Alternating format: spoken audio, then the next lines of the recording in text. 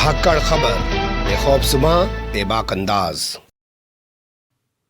धाकड़ खबर के news room से मैं आपके साथ हूं अकरम रईस खान। पहले भी ये शेर एक बार आपके सामने रख चुका हूं, आज फिर से एक बार और आपके सामने रख रहा हूं, क्योंकि खबर ही कुछ ऐसी आ रही है।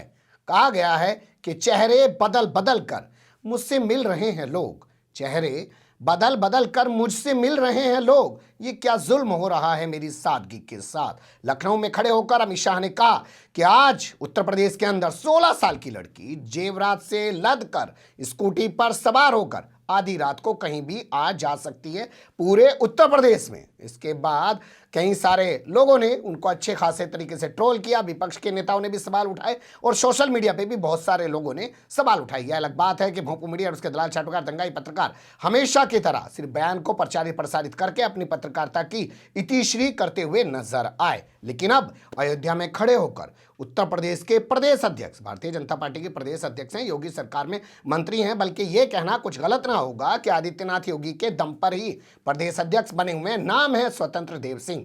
जानते हैं ना, जब चुनाव हुआ था तो उस वक्त केशव प्रसाद मौर्य प्रदेश अध्यक्ष हुआ करते थे। उन्हें कहा गया कि एक साथ वो 2 पदों पे नहीं रह सकते हैं। उनके बाद स्वतंत्र देव सिंह को लाया गया, उनको मंत्री भी बना रखा है, प्रदेश अध्यक्ष भी है। उनके लिए शायद 2 पद वाला फार्मूला लागू नहीं होता, या इसको आप ऐसे भी समझ सकते हैं कि आदित्यनाथ योगी ने जब ये देखा कि केशव प्रसाद मौर्य अपने आप को ओबीसी नेता बताने जताने में साबित करने में लगे रहते हैं, तो मैं भी अपना एक ओबीसी नेता जो मेरे अंडर में काम कर सके उसको खड़ा कर देता हूं। तो प्रदेश अध्यक्ष भी बनवा दिया, मंत्री भी बनवा दिया। इन्होंने कल अयोध्या में खड़े होकर कहा कि अब उत्तर प्रदेश के अंदर रात को 12 बजे लड़कियां खाना खाने जा सकती हैं, और ये सब इसलिए हुआ क्योंकि आदित्यनाथ योगी उत्तर प्रदेश के मुख्यमंत्री हैं। उनके लिए जोरदार तालियां बजाई हैं, क्योंकि ऐसा मुख्यमंत्री आपको नहीं मिल पाएगा। इससे पहले के शासन में शाम के 5 बजे के बाद खिड़की दरवाजे बंद करके बहन बेटियां घर में कैद हो जाया करती थी। पहले आप उनका भाषण सुनिए, फिर क्या सवाल खड़े हो रहे हैं,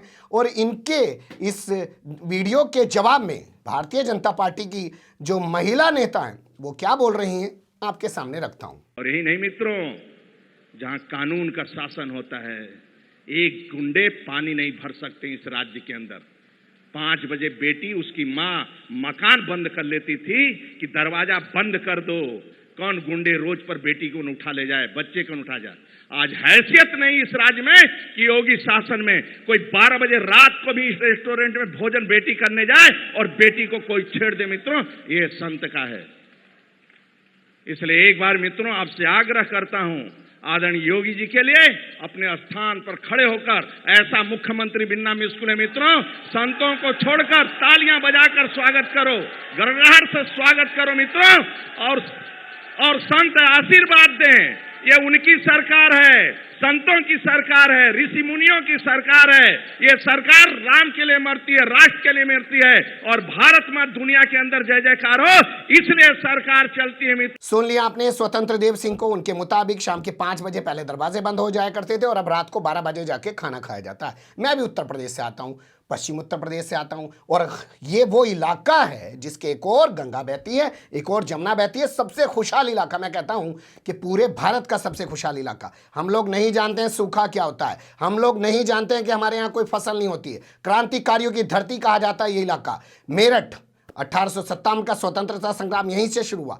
धार्मिक एतबार से अगर आप देखना चाहें तो देवबंद जैसी जगह यहीं पे है, जहां से आज पूरी दुनिया के अंदर दीन फैल रहा है। हमारे यहाँ तमाम सुविधाएं होने के बाद भी रात को 10 बजे के बाद तमाम होटल्स बंद करवा दिए जाते हैं। अगर कोई होटल रात के 10 बजे के बाद खोलने की कोशिश करता है तो पुलिस डंडा लेके आ जाती है।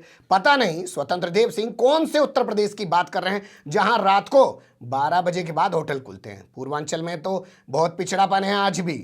सरकार पैसा यहां से कमाती है, लगाती वहां पे, इसमें भी कोई दो राय नहीं है। पूरे पश्चिम उत्तर प्रदेश में एक भी सरकारी इंजीनियरिंग कॉलेज नहीं है। एक होता था जो रुड़की के अंदर आईआईटी था, वो भी जब उत्तराखंड अलग बना तो उसमें चला गया। ये यहाँ के लोग खुद इतने साधन संपन्न हैं जिन्होंने नोएडा, ग्रेटर नोएडा, गाजियाबाद, मेरठ और तमाम जगह इस पूरे इलाके को एजुकेशनल हब बना के रख दिया, वो भी अपने दम पर। खैर, इस पर कभी और बात की जा सकती है, पर कुल मिला के ये कि जब ये इतना साधन संपन्न इलाका है, यहाँ पे 12 बजे खाना नहीं मिल पाता है।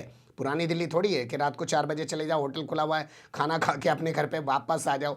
ये कौन से उत्तर प्रदेश की बात कर रहे हैं, पहला सवाल यही पैदा होता है। लेकिन जो इन्होंने लाइन बोली है कि शाम के 5 बजे वाली, अब इनके शाम के 5 बजे वाली लाइन का जवाब देते हैं इन्हीं की महिला नेता जिन्हें आजकल जाटव बताया जा रहा है। आप जानते हैं ना जाटव कौन, एससी कम्युनिटी में आते हैं, मायावती जाटव ही हैं जाति से, उसमें भी अलग अलग सब लोगों की कैटेगरी होती है, सब लोगों के अलग अलग उपनाम होते हैं, सब लोगों के अलग अलग गोत्र होते हैं। तो उस हिसाब से जाटव जो है एससी कम्युनिटी में अपने आप को एक तरीके से आप उसे ब्राह्मण मान सकते हैं, पर मानते हैं अपने आप को वो, तो उन्हें बताया जा रहा है, उनको मायावती के सामने खड़ा करने की कोशिश की जा रही है। नाम है बेबी रानी मौर्य।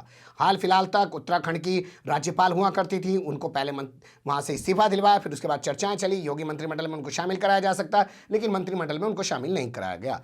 वो कह रही हैं, कहाँ पे खड़े होके जानते हैं, नरेंद्र मोदी के लोकसभा क्षेत्र यानी कि बनारस, काशी, वाराणसी में 5 बजे के बाद कोई भी बहन बेटी अकेले थाने ना जाए, सुबह जाए तो अपने भाई, बेटे और पिता को साथ लेके जाए। सुन लीजिए।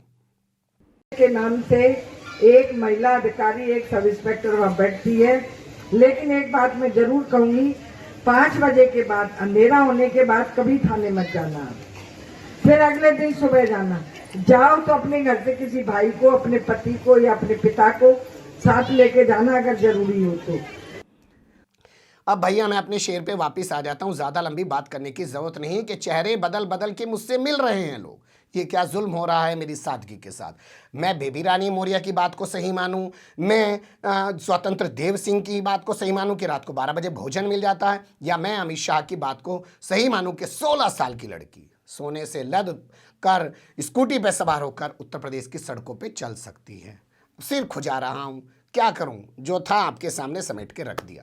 कमेंट्स के रूप में अपनी राय जरूर दीजिएगा। खबर को लाइक कर सकते हैं, चैनल को सब्सक्राइब कर सकते हैं और ज़्यादा से ज़्यादा हमारी खबरों को शेयर कर सकते हैं। फिर ऐसे ही किसी सुलगते हुए या उलझते मुद्दे लेकर मैं आपके सामने हूँगा हाजिर। फिलहाल अभी मुझे नहीं इजाज़त।